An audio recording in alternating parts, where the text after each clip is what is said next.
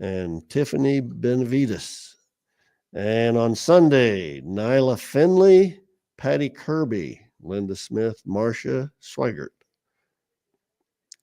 Ronnie Howard was born March 1st, 1954. Opie Taylor, little Opie. And Justin Bieber was born on March 2nd. 7 o'clock, 7:01 Mountain Time. Your home for Goodland High School athletics. Fort Hays Tech Northwest basketball, the Denver Broncos, and the Morning Blitz with Ross Volkmer and Max Gershon. This is Rocket 102.5 KKCI FM, Goodland, Colby, an NWKS radio station. With SRN News, I'm Rich Thomason. President Trump meets with Ukrainian President Zelensky at the White House today. They'll sign a pact giving the U.S. access to 50% of Ukraine's rare earth minerals. It's a way to repay America's investment in Ukraine's war with Russia. Mexico, facing the threat of steep tariffs as well as other punitive measures, is extraditing to the U.S. 29 imprisoned fugitives. They're wanted on drug trafficking and other charges, including murder. The death of an unvaccinated child in West Texas, first confirmed measles death in the U.S. in a decade. A woman suspected in a string of vandalism against a Colorado Tesla dealership, including Molotov cocktails being tossed at vehicles, and a message apparently directed against Tesla's co-founder Elon Musk, has been charged in federal court. On Wall Street this morning, stock futures are higher. More details at srnnews.com. Here is the latest news and information that impacts you. I'm Derek White. Citizens Health CEO David McCorkle spoke with NWKS Radio about how the new health center will be an expansion of services in space. But what does that mean? Every area is growing in terms of total square feet, and it fluctuates a little bit from area to area. As an example, Kyle said, 2,500 square feet for the specialty clinic up to 10,000. Well, we've added a significant number of exam rooms and procedure rooms and things like that, ability to support patients when they're here. McCorkle then explained the benefit of adding the rooms. We're going from 2 operating rooms to 4 because we see the surgical demand for people locally growing and growing and growing all the time. And if we had more operating rooms, we could serve more people. The medical facility is scheduled to open next April or May. Wednesday, a little before 4 p.m., the Kansas Highway Patrol tried to pull over a vehicle heading eastbound on I-70 at mile marker 25. The vehicle sped off, initiating a pursuit that ended in Oakley, Kansas, after a vehicle crashed on the north side of town. Straterius Diaz of Nevada took off on foot and was later arrested in a resident's backyard. The other suspect was arrested in the vehicle and identified as Melody Dawn May of Oklahoma. Both suspects will be charged with a list of offenses. Wednesday morning around 6:30 a.m., 2 semi-trucks collided on westbound I-70 east of Wilson exit at mile marker 213. Kansas Highway Patrol is reporting that David Bridgeforth of New Jersey suffered a fatal injury in the accident, and the other driver was seriously injured. Kansas State Treasurer Stephen Johnson will be touring the region beginning yesterday in Phillipsburg, Oberlin, Atwood, and St. Francis. Today, you'll be in Goodland to speak with the community about unclaimed property, 529s, and able accounts. The Oakley FFA chapter will be hosting a petting zoo and farm safety this Monday, March 3rd, 9 a.m. to 2 p.m. at Dick Farmer Arena. For more information on this and other stories, visit nwksradio.net. Rocket 102.5. With your updated forecast, I'm staff meteorologist Paul Trombley from the Weatherology Weather Center. Bright sunshine expected today with daytime highs approaching 63. Winds out of the northwest, 10 to 15 miles per hour. Lows dip down to about 29 tonight. Clear skies. Daytime highs approaching 60 tomorrow. Ample sunshine expected. Temperatures well above average Sunday and Monday with highs in the low 60s. Chance of rain showers Sunday. A peek at the extended shows, 48 Tuesday, 46 Wednesday, and 51 on Thursday. Another look at the short range. Highs reach 63 today. Lows level off around 29 tonight. Highs reach 60 tomorrow. Get up to the minute weather updates from the Weatherology Weather Center. I'm staff meteorologist Paul Trombley on this NWKS radio station. Currently 36. Looking for big savings on a powerful new ride? Hurl Chevrolet GMC in Goodland, Kansas has you covered. Right now, drive home a 2025 Silverado 2500 with just 3.9% financing for 60 months. Need space and style? Get $1,000 customer loyalty cash on a 2024 Chevy Suburban, or grab a 2024 GMC Sierra 2500 Pro Diesel, originally just over $67,000, now just over $56,000 with a huge hail discount. Swing by Hurl Chevrolet GMC in Goodland today, or shop online at hurlchev.com. At FNB Bank, we understand the backbone of our community is our local farmers and ranchers. Whether you're growing crops, raising livestock, or investing in new equipment, we're here to help you succeed. Our agricultural loans are tailored to meet the unique needs of your farm, with flexible terms from people who understand what it takes to make it in agriculture. When you partner with FNB Bank, you're working with neighbors who know the land and are invested in your success. FNB Bank, rooted in our community, growing with you. Member FDIC. New year, new projects, and new deals at Hoover Lumber Ace Hardware. Start 2025 with a bang by tackling those home improvements. Refresh your space with vibrant Benjamin Moore paint or stock up on storage totes and shelves, perfect for organizing. Lumber prices are down, making it easier to tackle your next big project. Keep warm while you grill year-round with their top-notch grills and smokers from Traeger and Weber. And don't let the snow slow you down. Check out the great selection of snowblowers from Ego and Toro. It's Hoover Lumber Ace Hardware with locations in Goodland and Colby, your partner for a productive new year. Big savings are waiting at Hurl Chevrolet GMC in Goodland, Kansas. Get a 2025 GMC Sierra 2500 with 4.9% financing for 60 months, or drive off in a 25 GMC Sierra 1500 with $2,750 in rebates or 2.9% financing for 48 months. Plus, don't miss your chance to save big on their last hail vehicle, a 24 GMC Sierra 2500 Pro Diesel, originally just over $67,000, now just over $56,000. Deals this good won't last. Hurry to Hurl Chevrolet GMC today, or shop online at hurlchev.com. Farmers, what do you expect from your crop insurance agent and company? Knowledge? Service? Peace of mind knowing you have the coverage you need for your operation? This is what you deserve and more. This is what you have with Rain and Hail Insurance and the girls at the insurance agency in Goodland. Now is the time to stop by the office to review and change your coverage before the March 15th deadline. Stop in and see Roxanne, Susan, and Judy at the insurance agency, located at 1020 Main in Goodland, or call 899-5011 for your peace of mind. You ready? Ready? 1, 2, 3, 4! It's time for the Morning Blitz with Ross Volkmer. There is a benefit to building a team and keeping it together for the length of time. But that does not happen anymore because of the portal and NIL and money. And Max Gershon. I'm a very confident Chiefs fan. Sometimes I'm very pessimistic as well. The High Plains only local sports talk show. Broadcasting live on Rocket 102.5 and streaming on YouTube, Facebook, and X. Who's got it better than that? Nobody! Covering it all from the preps. He throws it up for Cure. Lincoln makes the catch, and he's running down the sideline. Nobody's there. 15, 10, 5. Touchdown, Goodland! To the pros. Bases loaded. Rockies down a run. McMahon drives it. Deep right field. How about a walk-off grand slam? The Blitz is presented by Hurl Chevrolet GMC, Hoover Lumber Ace Hardware, and FNB Bank, along with the insurance agency, the Farmer State Bank in Oakley, the Cowboy Corner Express, and Equity Bank of Hoxie, Quinter, and Grinnell. Let's go to work. 36-16, 2:25 to go here in the third quarter. Skip pass. Beautiful rocket pass from the right elbow to Marie Martin. Wide open under the bucket behind the defense. Allie Cure on the assist. Marie Martin with the 2. And Marie in double figures with 10. Cowgirls 38-16. Ball thrown into Cure. Hands it back to Thorson in the corner. Zach's going to drive. A skip pass to Cedars from right wing. 3. Kaysen has another and a season-high 9 points. Third made 3 out of 4 attempts tonight for Cedarstrom. Here's William Smith with Guzzo to his left. Smith fires. He scores! It's an overtime game winner for Ohio State. Here's Wolf on the right wing. Splits 2. Over to Burnett. Left wing. A 3 for the win. Go! 3 days after his worst game of the year, Namari Burnett walks off with a Michigan winner on a 25-foot splash. What is going on in the state of Michigan? Oh, my goodness. Winners of cases. It's unbelievable. 2 nights ago, it was Michigan State with the heave from past half court to win it at Maryland. And then last night, it's a 28-footer from the left wing for Michigan to beat Rutgers at home and stay and keep pace with Michigan State in the Big Ten standings. Absolutely nuts.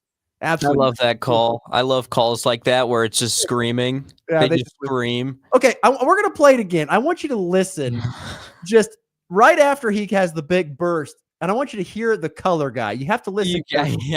Listen to him, okay? Just listen. Fires Wolf on the right wing. Splits 2. Over to Burnett. Left wing, a 3 for the win. Go! 3 days after his worst game. I'm sorry, but is he crying? I can't tell. He's It's sobbing. I don't know if I've ever heard anyone giggle and cry at the same time. That's kind of what it sounds like. It sounds like he's kind of giggling and crying at the same time. And crying and choking. I don't know. It's nuts. Those are my favorite. There's on Instagram, it'll pop up these calls of like high school basketball games of like that students are calling, and they will just scream until the mic breaks in half, and it is so hilarious. It'll make me laugh every time. Announcer calls like that will make me laugh every single time. It's hysterical. Well, I always love to find them because I think they always put a smile on your face to get going here on the show and wake you up if you're still sleeping here this Friday morning. Glad you're with us here on this February the 28th, final day of February 2025. Hard to believe. We'll come back next week and it'll be March. And that means the madness is not far away. Oh, what a great time it is, especially that Thursday and Friday. Yeah. Oh my gosh, one of the best sports days in all the time. Man, I'm just almost a month out from being 21, so we are going to party so hard on this show. We got to. Oh man, we're bringing adult beverages to the broadcast booth. I don't know if we can do that, but it'll be a Wednesday show. So perfect. What is it? Time to fill. We're gonna party. We're gonna party hard. Yeah, the countdown will begin a week before. Awesome. 7-day countdown. Well, it'll be good times. Anyway, glad you're with us on the Morning Blitz. Going to be a beautiful day today. 63 degrees. The sun is out. It's 38 right now. No wind. Beautiful day to get going here on a Friday, and going to have a really nice weekend overall. So if you want to get out and play some golf, like Papa Gersh has apparently been doing, not only in Florida but in Kansas City. So get out and play some golf. If you want to. I don't know, maybe like me, I'll probably be like cleaning up the yard or cleaning cars after, the big snow, maybe go out and get some cars washed. So doing some house chores and things of that sort will be on my docket this weekend, and probably watching some college basketball as well. And I look forward to tonight. I don't have a game tonight because of a doubleheader last night. So I can sit back and all that. Alan chimes in about your birthday. You can't drink all day unless you start in the morning. That's true. That's very true. He is not wrong. No. I'll have to get going early. Maybe our Wednesday meeting, we'll have some shots or something. Oh, boy. Interesting. There you go. I think you'll just need to take the whole staff out for lunch on your birthday. That's the deal. Is that true? Well, well, you'd have to join us for lunch. That's true. And I'll take advantage of that money. That's for sure. Okay. No, I was laughing because of that was something my grandparents always did. When my grandparents retired and they lived down in Arizona, and so they had a group of friends down there in the Arizona area, and they would all get together for them and their friends' birthdays. But whoever's birthday it was they bought. Otherwise, you're kind of splitting the bill up all the time. So if it was your birthday, you bought. So there interesting. You go. Okay. So if it's your birthday, you're buying. Interesting. I'll keep that in mind. When it comes to food, I don't know, when you get a big group of friends like that. So anyway, glad you're with us on the Blitz. We got lots to get to on today's program. I have a question about basketball coaches because I saw this amazing stat a couple nights ago, and I want to ask Max who he thinks is the best basketball coach of all time because I think there is a clear winner. We'll get to that. We'll look ahead to the weekend slate coming up in our segment 3. We're going to kind of do a front page segment. We've got a lot to get to in today's show. We'll do that in segment 2, talking plenty of baseball, some football news, and, of course, state wrestling in the front page. But kicking off the show, looking back at last night with some sub-state basketball recaps and some previews for what to expect coming up tonight and then into Saturday as well, as there will be some games played on Saturday within the listening region. Last night, a convincing 3 wins for Goodland, Colby girls, Goodland boys and girls, all 3 with convincing wins last night in the first round of the 3A sub-state. The Hoxie Oakley boys game played at Colby High School was a barn burner. It went to double overtime, and Hoxie gets the win there. So we'll get to more of that here in just a second, but well, it was a convincing and dominant win for the Lady Eagles last night, as we expected. 69-18 was the final score over a 1-win Nickerson team. What did you take away from that game, if anything at all? Well, I can tell you that it really did feel like a 1-16 game, but I tell you, the first quarter was close, kind of uncomfortably close. It was 10-4 after quarter number 1. It was a very slow start for the Lady Eagles. But the second quarter and on was dominance. I counted, and this is unofficial again, I've made that very clear that this is an unofficial stat, but I counted 29 turnovers from the Lady Panthers of Nickerson High School. A lot of them were forced. A lot of them were just kind of them throwing the ball out of bounds. So it was a very, very good basketball team, the Lady Eagles, going up against an unfortunate 16 seed. I'll say that. This is just the ebbs and flows of high school sports, because like I said a couple days ago, Nickerson was playing in Hutchinson, which by the way is like just down the road, like 5 minutes away from Hutchinson, playing in the state semifinals less than 4 years ago. And now look, they're a 1-in-20 basketball team. I mean, this is the ebbs and flows of high school sports. You're going to have high tides and you're going to have low tides. And right now, Nickerson is in low tide, unfortunately. Yeah, but as far as the Lady Eagles, everyone played well. Elizabeth Barton led the team in scoring, as she usually does. But everyone except 2 players, and I think they played 11 girls got on the court last night, and I think 9 of them got on the board. The bench group really did play well because they got a lot of time in the second half, as expected. So it was good to see kind of the future of the program get out there and put up some buckets. And it was overall just a good overall game. They went press defense, which they haven't really done all year, but they knew that they could force a lot of turnovers like they did. And it was just kind of like I mentioned the show yesterday, business. Just took care of business. They were having some fun in pre-games. Looked like they all had smiles on their face throughout the game, knowing that they were the better team, and the confidence you would expect to see from a 1 seed going up against a 16 seed. So good round 1 start for the Lady Eagles. And let me pull up this bracket here for anyone on the video stream. It will be Colby versus Russell next week on Tuesday. That will be at the event center again, 7:00 start. So a better team in Russell than what they just faced, but still I would expect Colby to be the favorite in that one. But now you get Russell coming back on Tuesday. We're going to have them tonight, the boys matchup, and they'll be back here on Tuesday in the girls squad. This is a side note here. I just want to get your opinion on this, but because of a game like that, you got to see a lot of younger players play. Of course, everyone knows about Colby and all their great senior class they have this year, which is the biggest reason why they are 19-2 on this season. What are your thoughts on the players upcoming? Just a quick little 30 seconds on that, on the ladies that are coming up that'll be the future for Lady Eagle basketball. Well, I tell you what, I mean, from the bench group that does play, Sadie Cheney obviously is the one that gets the most playing time. Obviously, Shaylee Holzmeister will still be there next year. Yeah, they'll be the stars next year. Yeah, those 2 will probably be the best players on the team. But then you have Emily Flanagan, who is a sophomore, who still have a sharp shooting Flanagan that will be on the team next year. She can knock down shots. Calissa Bandy, I think she did. She got a bucket as well last night. She's going to replace Bryn Stanley. She has I've seen her develop because I've watched all these JV games this year too.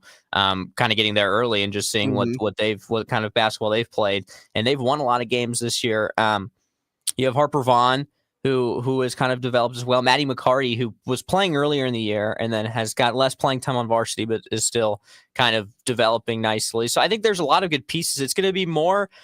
I honestly think there's going to be more players in the rotation next year that'll get minutes. It's going to be not necessarily, I don't want to say a deeper team, because the 6 that they have now feels deeper than what they'll have next year, if that makes any sense, just as a talent level. But there's going to be more girls, I think, that are getting minutes next year at the varsity level. So it's going to be an interesting transition, but I think they definitely have the pieces to still be a very, very competitive GWAC team. I think they will drop off some. I mean, how could you not when you're 19? Right. I think you'll drop off some, but I still think they'll be pretty respectable with the pieces that they do have coming back. So I always like to get people's thoughts on that, just because, as we get closer into the season will be over here within the next couple of weeks. Yeah. And what do you think? And this is the time when you get these type of games where they are lopsided, you get to see the next wave of players come in and see and how they developed over the course of a year. Of course, they're going to struggle early on. They're younger, but now they're a whole season older. And how do they look in comparison? So it's always fascinating. Yeah, and I think Coach Walker has done a good job with mixing some girls in to get minutes on the varsity level, as well as playing. Like, there's a good chunk of the girls that play JV that'll play 3 quarters of JV, then go get dressed for varsity and get minutes a lot of the times during the games throughout varsity if someone's in foul trouble, a girl like Emily Flanagan, for example. But I think, I think with Shaylee Holzmeister, obviously, she's developed so well offensively this year and defensively, so she's going to be, in my opinion, the best player on the team next year. Last we go. Colby Russell on Tuesday, and the opposite side of that sub-state number 1 bracket, it will be Ellsworth and Goodland meeting Tuesday in Ellsworth. The Cowgirls take care of Cimarron 44-19 behind a career high 18 points last night from Allie Cure. She was fantastic. She knocked in 5 3-pointers. Wow. Actually, it was 17 points, but she hit a season high 5 3-pointers. It's about the postseason with Allie Cure in threes, because last year in the sub-state title game against Holcomb, she hit 3 threes when she hadn't hit more than, I think, more than one than the entire season. So it was a good, they were playing off of Allie Cure, and she took advantage of it and buried 5 threes. And as I mentioned with Bill Bierman postgame, boy, if you can get that type, now I'm saying that she can knock in 5, but if you can get her to knock in 2 to 3 every game, that just changes the entire dynamic of your team, because now teams can't pack it in. They got to come out and guard a little bit more with Marie Martin and Hope Bierman and Allie Cure being able to shoot. And that creates more space in the paint for your bigs like Libby Cure to go to work with Lauren Linson and McKenna Schick. So Cowgirls, like you said, business-like. I thought took care of business. Really did a good job defensively, forced over 20 turnovers out of Cimarron. And their leading scorer was Tegan Escom. I think she had, 7? I think she might have had 11 points in the game. That was all she had. It was not very much.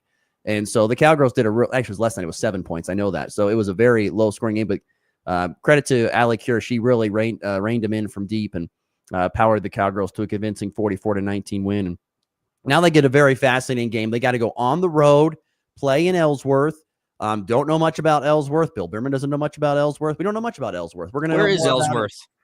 That would be about 3 hours just down the interstate, past Hayes, past Russell, past the, it's kind of like honestly, if you go to Hutchinson, it's kind of the best the way to go. You go down there, you go to Ellsworth, and then you go south. Okay, it's kind of by Salina, a little bit, McPherson, Hutchinson, great. Yeah, it's way further west. It's west of Salina, straight west of Salina. It'd be northwest of McPherson. Yeah, so that's where Ellsworth is. They got a beautiful downtown. I've driven through that many times. Beautiful downtown there in Ellsworth. But I've never been to the school. I couldn't tell you what that's like. But yeah, I think I don't know what to expect. No one really knows. But I do believe, once again, that the Cowgirls play a very challenging schedule every single year in the GWAC. When you're going up against Colby twice, and Hugoton twice, and Holcomb twice, and Scott City twice, and you're going and playing those teams twice, you are putting yourself in position to be ready for the postseason when you get up against teams that don't play in that league all the time. And it's kind of fun. And like Bill Bierman said, a great point he made. He goes, our 1-3-1 teams around here are starting to understand it. When we go and play someone who's never faced it, it can be a challenge. And so the Cowgirls, when they bring up that 1-3-1 against Ellsworth, and like you said, you can try and practice for it. It's just not exactly the same when we throw it out there. So I expect the Cowgirls to go to Ellsworth and at least be highly competitive in that game, if not get a win.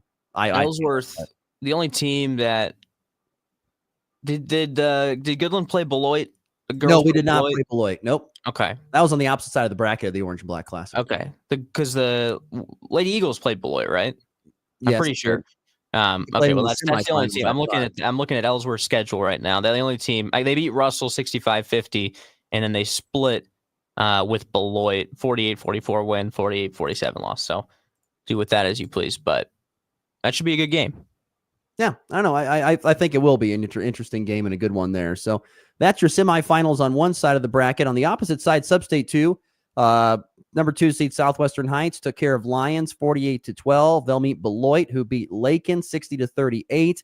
Holcomb with a 76-35 win over Hoisington. And Scott City with a squeaker over Norton 37-35. The opposite side of that Sub-State bracket, number 2 in the Scott City Sub-State. So there's an update there. Also, and then Goodland boys beat Cimarron last night. Once again, a convincing win, 59-33. I don't know if you know it. You probably didn't notice this because there were a ton of turnovers. But one thing that we noticed over here, there's no shot clock in the postseason. Right. That's what I was going to ask you. And so the shot clock definitely changes things. It slows down the pace of the game. Cimarron took advantage of that. They held on to the ball long. Give credit to the Cowboys. They played really good defense, probably longer than they would have to with the shot clock a couple of times. But Goodland had their size, but they just, and they were able to knock down some shots that made 9 of 23s, which I thought was really good for them to get going from the outside. They got a season high 9 points from Case and Cedarstrom, and they need guys like him and Zach Thorson to really get going offensively. They need more offensive threats to help make this deep postseason run. And they got some of that last night. They had very balanced scoring. I mean, Brady Brumbaugh led the way with 16 points, but after that, a lot of guys with, anywhere from 4 to 9 points. So very balanced scoring for the Cowboys, who take care of Cimarron 59-33. Cowboys just overpowered them, but the reason why it wasn't as probably a lopsided score as one might expect is because, give credit to Cimarron. They held onto the ball and limited the amount of possessions that Goodland could have. And the Cowboys didn't come out on fire. I mean, I think we were 2.5 minutes in before the first point was scored. So both teams came out a little bit cold, but the Cowboys take care of business. But it's a big jump up in competition coming up here on Wednesday when they take on the winner of Colby and Russell, which I will assume will be Colby, but we'll have to wait and see how it all pans out at this point. What do you think about no shot clock? Well, I was going to say first that you could probably put a shot clock on that game. It maybe would have taken away some points from Nickerson, but it really wouldn't have affected it because, I mean, like I said, 29 turnovers. They were a lot of fast break points for the Lady Eagles. Yeah, I don't think that game was impacted by the shot clock. The Goodland game certainly was. What do you think about having no shot clock? I mean, after having it for a full year, I mean, I really like it. I didn't really notice it a ton in previous years. The one time that I really noticed it, of course, was in the state championship game this previous March. When the Cowboys played Wellsville, and Wellsville did this deal where they got up late and they sat on the ball and they played stall ball. I mean, they did. There was no shot clock. They held the ball out by half court. They ran motion offense out by half court. I mean, they melted the game away. See, I don't like that. I don't like it either. But here's the thing. This is the thing here.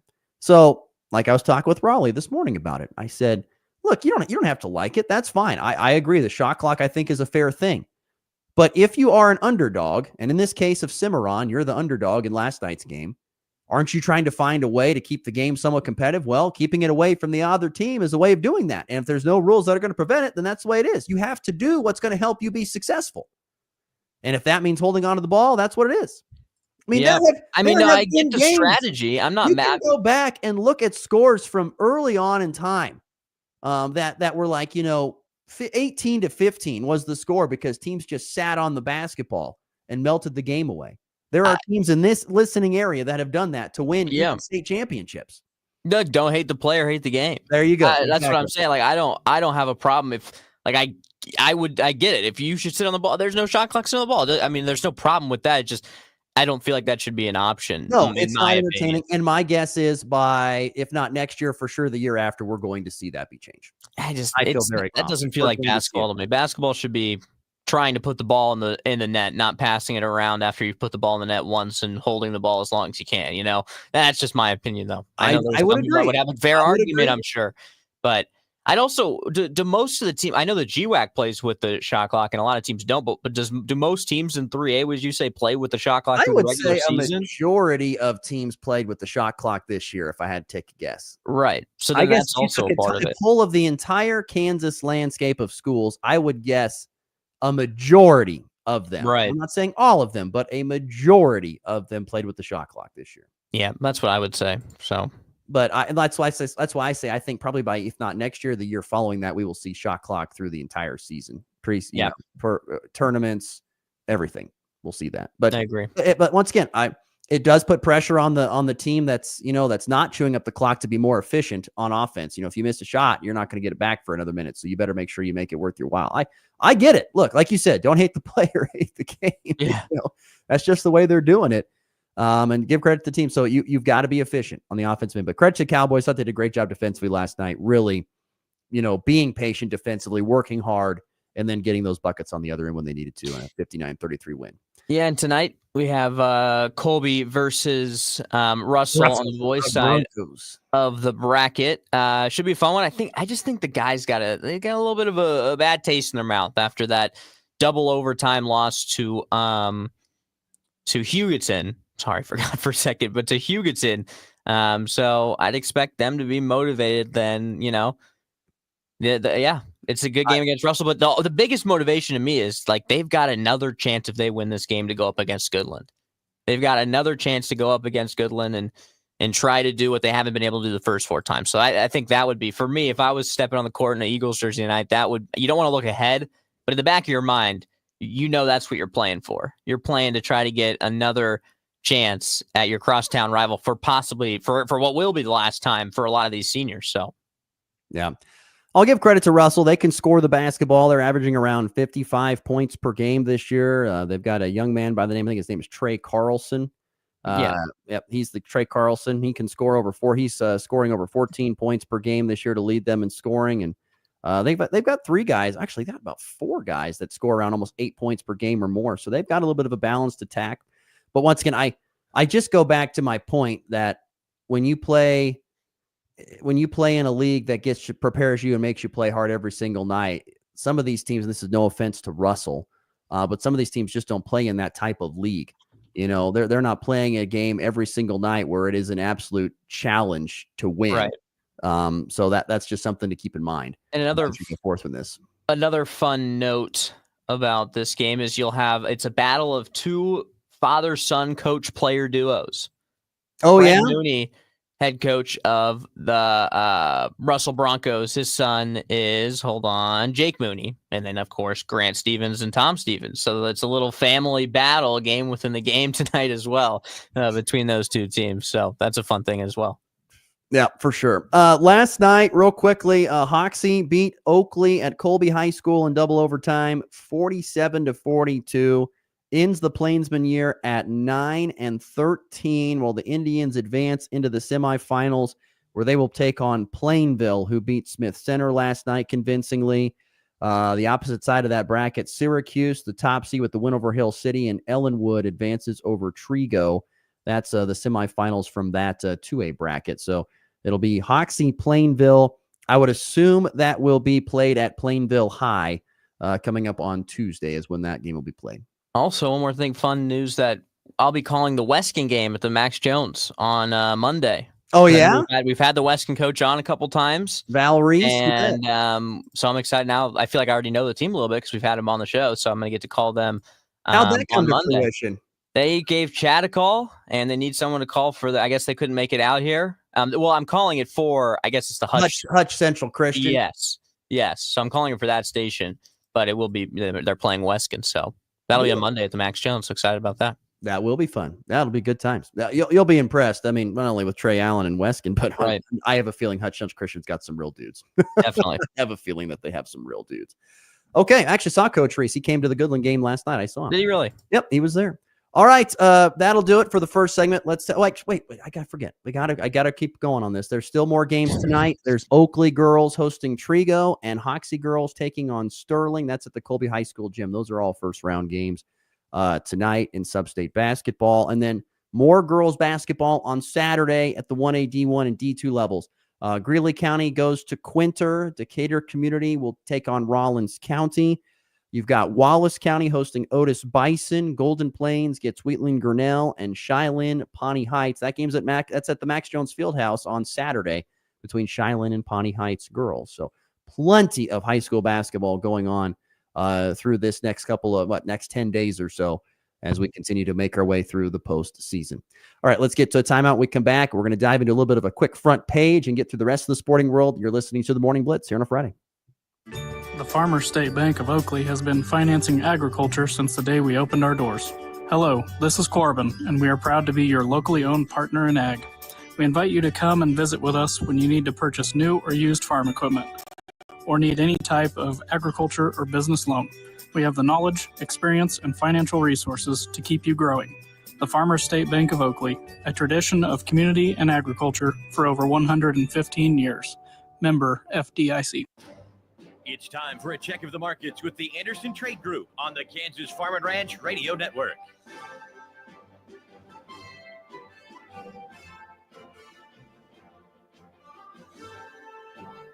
Good morning. This is Kate Thompson with the Anderson Trade Group. Today is Friday, February 28th. On the overnights last night, March corn higher 2 3/4 at 467.5. May down up 1.5 at 482 3/4. July up 1 1/4 at 488. September down 1/4 cent at 459.5. March soybeans up 6 1/4 on the overnights at 10.29. May up 5 cents at 10.42 1/4. July up 4 at 10.56. August beans up 3 3/4 at 10.54 1/4. Chicago wheat, the March contract higher 3 3/4 at 550.5. May up 6 3/4 at 569 1/4. July up 6 3/4 at 583.5. September soft wheat up 6.5 at 598.5. Kansas City wheat, the March contract higher 5 cents on the overnight at 576 1/4. May up 5 1/4 at 590.5. July up 5 1/4 at 602 3/4. September up 5.5 at 617. On the stock market this morning, the Dow up $183 at 43,480. The S&P up 12 at 5,889. The Nasdaq up 4 at 20,610. Gold lower $31 an ounce at 2,864. Crude oil down 71 cents a barrel at 69.64. If you have any questions about marketing grade or would like to talk about risk management options, give our Colorado office a call. John Hankey or John Stiles at 970-744-4484, or in our Kansas City office, myself, Tom Pluto, Jared Law, or Tyler Ghosh at 913-748-3000. The Anderson Trade Group, proud market partners with Kansas Farm and Ranch Radio. Find out more at andersongrain.com. The risk of loss through trading futures and or options is substantial, and each investor and or trader must consider whether this is a suitable investment. Past performance, whether actual or indicated, is not indicative of future results. The Anderson Trade Group has no guarantee that the advice given will result in profitable trades. Our farmers feed us all. For generations, they've done what's best for the land. So why is the litigation industry threatening Kansas farmers' go-to crop protection tool? Without glyphosate-based herbicides, crop yields will drop, costs will soar, and we'll all see even higher grocery bills. Farmers need to be supported, not controlled. To keep glyphosate available in our state, go to TakeControlKansas.com. Paid for by Modern Ag Alliance in support of Kansas farmers. Night of Country Legend, featuring the front man of country, Larry Stewart, formerly of Restless Heart. Richie McDonald, formerly of Lone Star.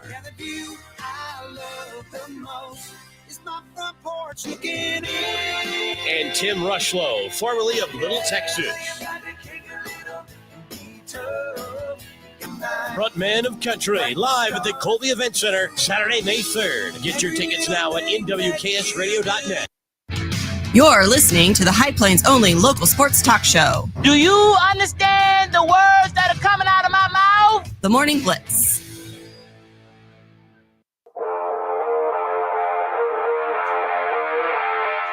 It is 7:37 here, Mountain Time, 8:37 Central Time, making our way to a high of 63 today. It is 38 degrees. By the way, we have another chance to win from the Kansas Lottery. For those who want to win from the Kansas Lottery, had a couple winners a couple days ago. We're looking for some more winners today. You can win the Hot Sevens Family Instant Scratch Tickets. Text in the word HOT to 785-899-2222. That's 785-899-2222, the number to be part of the Morning Blitz and to be a winner from the Kansas Lottery. So text in the word HOT to 785-899-2222, and you could be a winner. Drew already chiming in. There's Michael. There we go. We got a couple of winners already. Thank you, gentlemen, for chiming in. Are you doing okay? You got like the chuckles over there. Yeah, laughing about something is all I hear. Are you we're okay? All good. Are you sure? Sometimes the group chat for my friends back in college gets going, everyone, because they all do morning shifts on news stations right now. Okay. Across the country. So they're all up. We're all up at the same time doing the same stuff. But sometimes I read all the texts that are going on in the commercial break, and they make me laugh a little bit sometimes. That's all. Okay. That's all. Can a man laugh at the commercial break a little bit? Absolutely. I'm good to do that. Okay. I didn't know if it was something that I was doing. No, you're good. You're all good.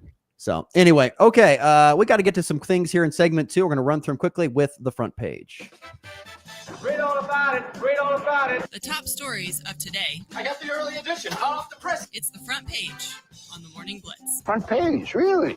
Not to bury the lead, but there is a very big event going on today in Hayes and Saline and across the state as well, with state wrestling taking place. And there is a lot of area athletes that will be competing. I'm going to run through the list. Once again, there are 61 state qualifiers from our listening region that made it to state. And so I'm going to run through these real quick. You start with ladies all first. 61? All 61. Here we go. The names. By the way, so you've got Reagan Milne of St. Francis, Cadence Cook of Oakley, Daly Rose of St. Francis, Kylie Hodges of Oakley. Once again, she's 37-0. She's one to watch to see if she can go unbeaten this year.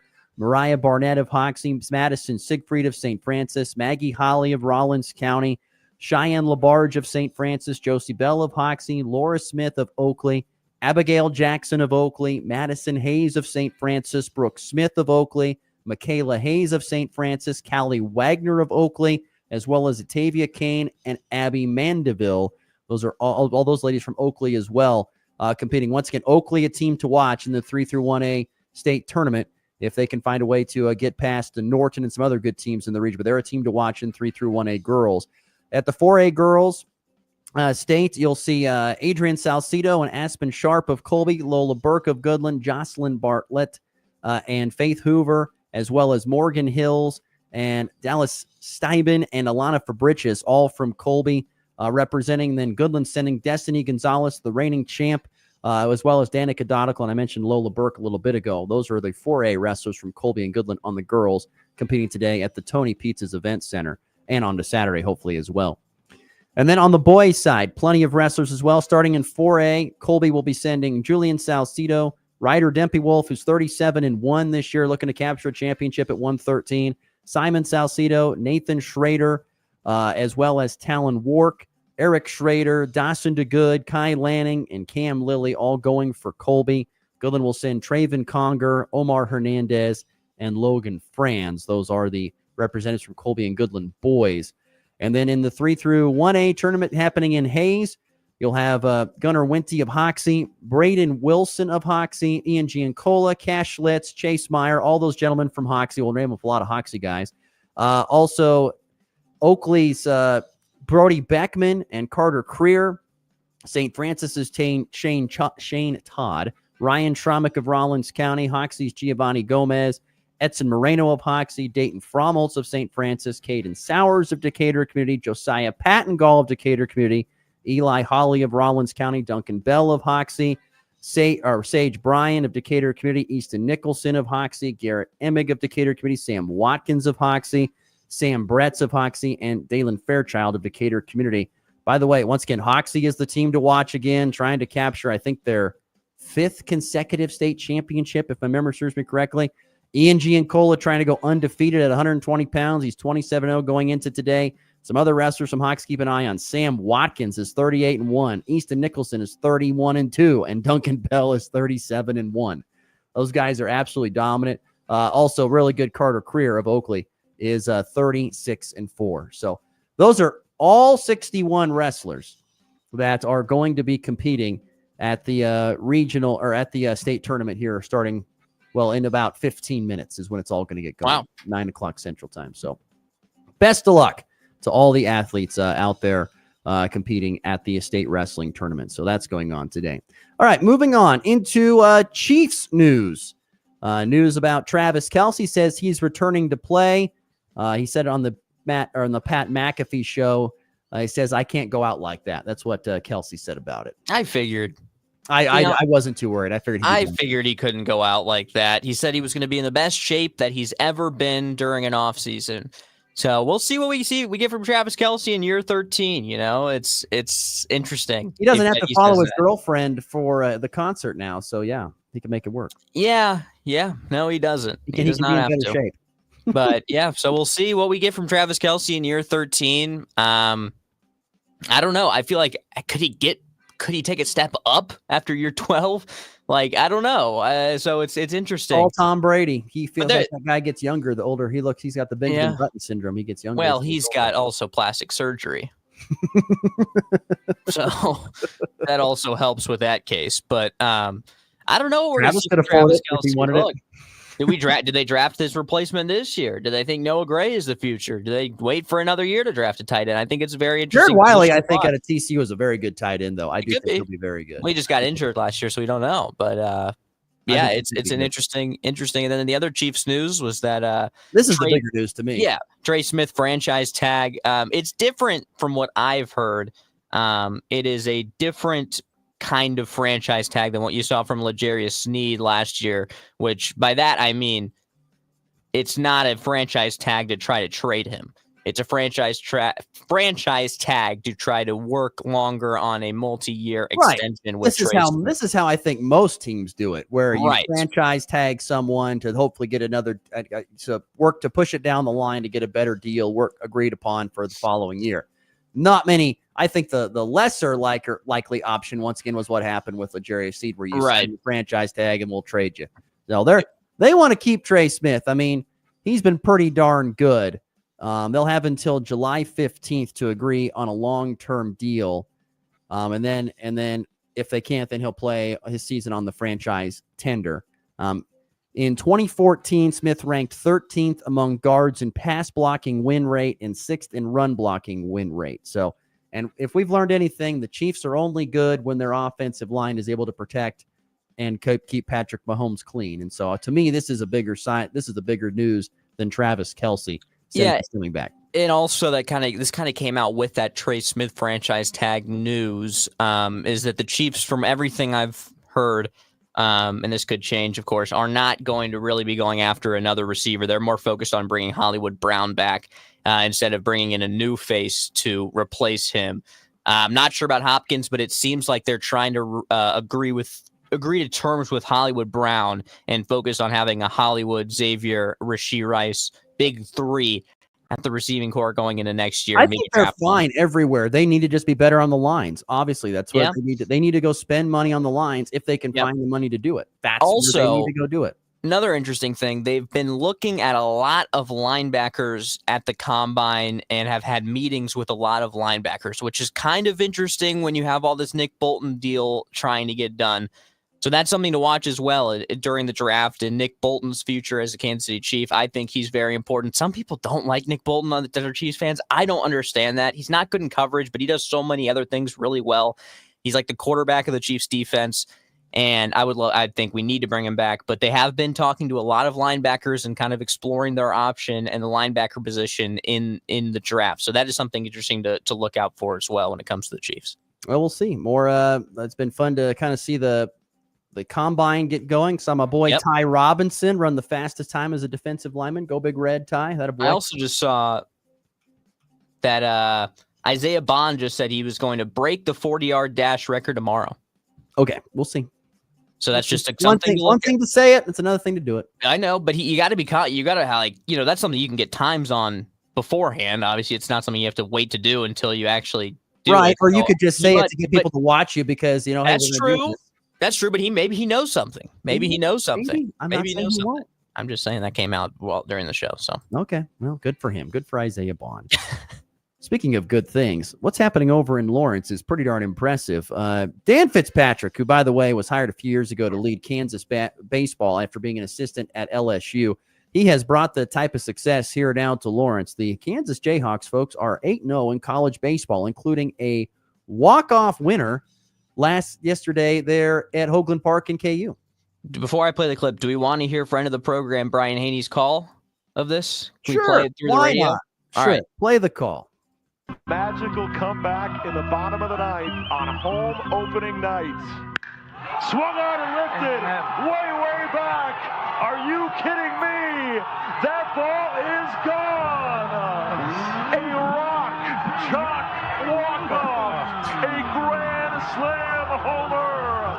Dariel Osoria makes magic happen, and the Jayhawks walk it off on opening night. That is awesome. There you go. Brian Haney, friend of the program, with the call there on ESPN Plus. They're playing some ball. They're playing some ball at Lawrence. I've played at that field so many times. That was my favorite place I played at K-State, played at really all the colleges across Kansas in my high school baseball tenure, but you're so lucky. Well, I was just saying. I didn't have to. It's awesome. It's awesome. One of my greatest broadcasting experiences. We get to call state baseball for Goodland at there at Kansas State in the press box there. That was so much fun. It's a beautiful, beautiful facility. It is a great stadium, was all I was trying to say. It was a great stadium.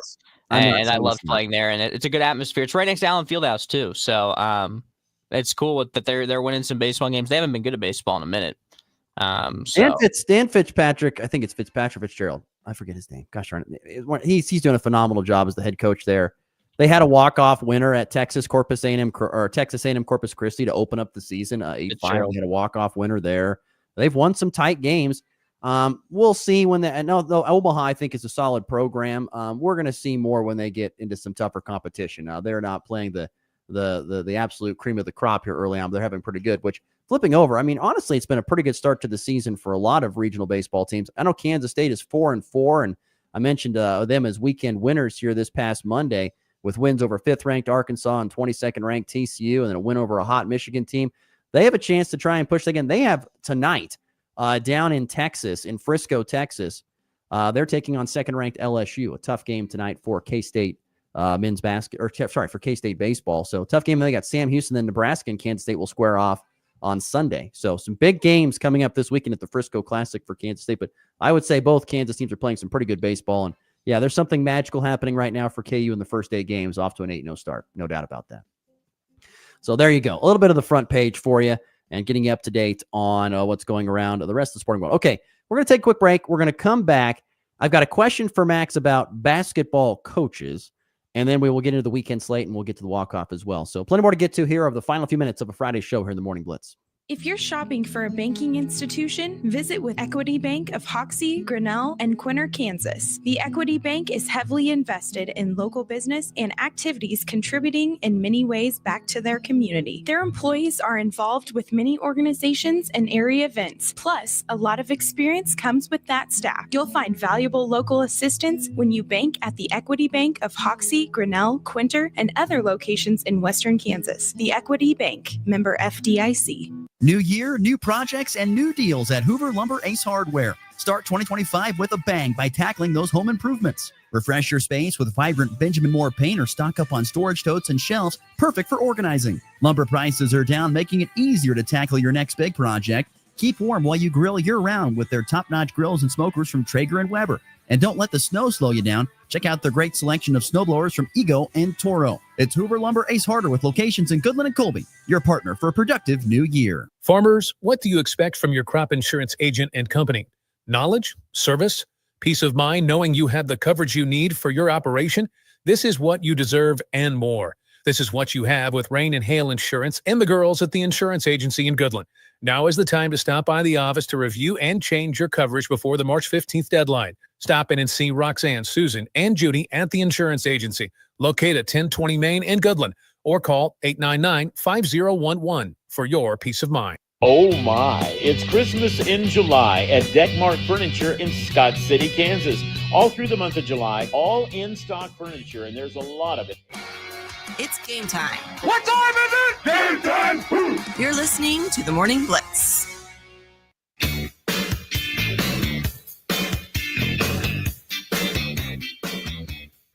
All right, wrapping up a show here on a Friday. Thanks again for those tuning in.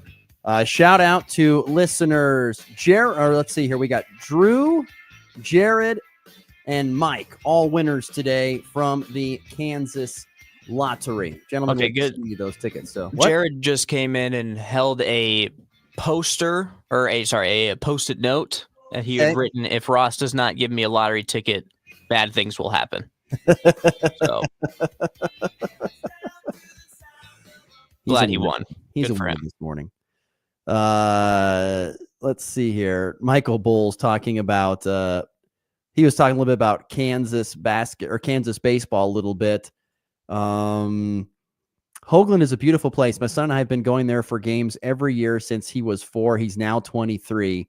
And now that place means a lot to me. Go Hawks. He goes, if the baseball team gets hot and stays hot, my season tickets might be hard to come by. That's what Michael says. That's true. That's true. That place will get active. So, all right. Wrapping up a show here real quickly. I have a question. So I saw this stat and it made me, I want to know who your thought. Who is the best basketball coach of all time? See, this is tough. I mean, you got to kind of go by era. I feel like I've got 4 that came to mind. I know you asked for 1, and we can kind of discuss from these 4. Throw them out there. I just want to, maybe this guy, I wonder if this guy is the best. I wonder if he's in the list. Anyway, go ahead. Phil Jackson. Okay. The college one I put out there is Coach K. Okay. Greg Popovich. And my most recent one, which is a kind of fun one to throw out there, which he is criminally underrated when it comes to this list like this, because people always want to go back in the day and say older coaches. But Eric Spoelstra is an unbelievable basketball coach that I think should be in discussions, because the way he has conducted the Miami Heat over his long tenure in the NBA has been unbelievable, and he's got the champions to show for it too. But the way they've consistently been fantastic, he's got to be up there in my mind as far as this current era of basketball coaches. So those are the 4 that came to mind. Okay. I wanted to, I had another texter. I was trying to see who dropped that line in there. Someone dropped in a texter about their favorite coaches, and I was trying to see who did that. Oh, here we go. So you got Jared. He's chiming in. He thinks John Wooden is the best in college basketball. Dean I think it's Coach K. He's in there with Phil Jackson. Okay, let's do this. Let's just go and stick in the time of college basketball for now. So you think it's Coach K, correct? Coach K is the best basketball coach, and statistically, number of wins would say that, correct? Right. Because he is the all-time wins leader. I mean, he coached for what, 50 years? Well, not for 50, but for a very long time. And there's other coaches, and we were, Tom Izzo recently surpassed the great Bobby Knight for Big Ten wins. I mean, we're seeing these coaches hang around and surpass these marks. You know who I think is the best basketball coach of all time? And it's not going to probably be a very popular opinion. I believe it's Rick Pitino. I love Pitino Rick. Is the best coach ever in basketball. Do you want to know why Rick Pitino is the best coach ever? Yes, he coached at Louisville. Here is why. So just a couple nights ago, St. John's, in his second season of leading St. John's basketball, has clinched at least a share of the Big East regular season title for the first time since 1991-1992. So now Rick Pitino becomes the first head basketball coach in D1 history to win regular season conference titles with not 1, not 2, but 5 different programs. 5 different. Boston University, Kentucky, Louisville, Iona, and St. John's. 3 of those in major conferences. The SEC, the Big East, and which I guess is Big East ACC, or you would call it Louisville, and St. John's being in the Big East as well. So the ACC, the Big East, and SEC. Everywhere that guy goes, he has won, besides Boston when he went to the NBA. He struggled there at Boston. But he actually was pretty successful as the Knicks head coach for a while. Yeah, I agree. If it, but fun fact, Ross, that a lot of people don't know. When I was little, in 2013, 2012 to 2014, kind of, I was a big Louisville basketball fan when Rick Pitino was there. When I was young, because I was born in Louisville, I was there for 3 months, but I wanted to be different and stand out. So I was a big Louisville basketball fan. So I loved Rick Pitino at Louisville. I was 2013 when they won the national championship. That was my team. Like, I loved that basketball team, that press defense, Peyton Silva, Russ Smith, Montrezl Harrell. I mean, Luke Hancock. I mean, those guys were unbelievable. Was that the year before the guy broke his leg in the bone? That was the year. Kevin Ware. That was the year. Gosh, the year they won the national championship was the year when his bone came out of his body against Duke, against Coach Krzyzewski. But Rick Pitino is a GOAT, man. And it sucks that his legacy is kind of tarnished a little bit because of that whole incident with Louisville where they got the national championship. It should be tarnished a little bit. I never said it shouldn't be, but it does suck. It sucks because I love Rick Pitino. He's fantastic. If you take away just if you just go strictly on the court, I don't know. Like Jared chimes in and says Rick is good, but too much jumping around. Rick, see, that's the thing though. Like, who cares if he jumps around? He wins everywhere he goes. He's really never gone anywhere, especially in college basketball, where he has not won. Everywhere he goes, he wins. When you get a chance to be at a program for as long as Coach K or John Wooden, you get to establish a culture and keep it there for forever and just keep it rolling. It's just about keeping the guys and the talent coming in. When you got to go and rebuild every single time and you continue to win, that is way more impressive, in my opinion. Way more impressive. I agree. So a shout out to Rick Pitino. I believe he is the best basketball coach in. That's not a bad. Yes, you can totally say that. Constantly win. Like I would honest to God, and this will never happen, but I would love to see him come to Nebraska because Nebraska's never won an NCAA tournament game. Could he come and win at Nebraska where they don't win? Nebraska might be cursed. That might be even too cursed for Rick. Maybe. I would love to know. I'd love to put that to the test. I'd love to know. I wasn't too far. Coach K coached at Duke for 42 years. I was going to say, I thought it was in the 40s. I thought it wasn't too. I wasn't too far. I wasn't too much of an exaggeration. Also, one of my favorite coaches right now. I love Kenny Atkinson for the Cavs, but have you seen any interviews with Joe Mazzulla, the Celtics head coach? No, I have not. You would love this guy. I got to send you some because he is just so dead. Like he'll just be. That's the word you're looking for. Yeah, they'll ask him like, how do you think your team played? And he'll be like, we're all gonna die eventually, so it doesn't matter. Like he's so psychotic. It's fantastic. I gotta send you some of his clips. They're great. I don't know if I'd love that, but that's funny. They're funny. That's just hilarious because he's so serious about it. I like coaches who tell it like it is. He does, yes. And have some humor in it. That's what I love.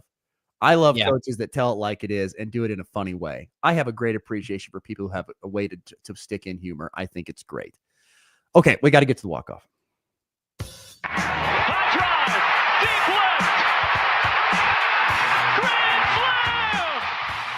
And back lifts his ball high, deep to right. How about a walk-off three? Thomas to the 10.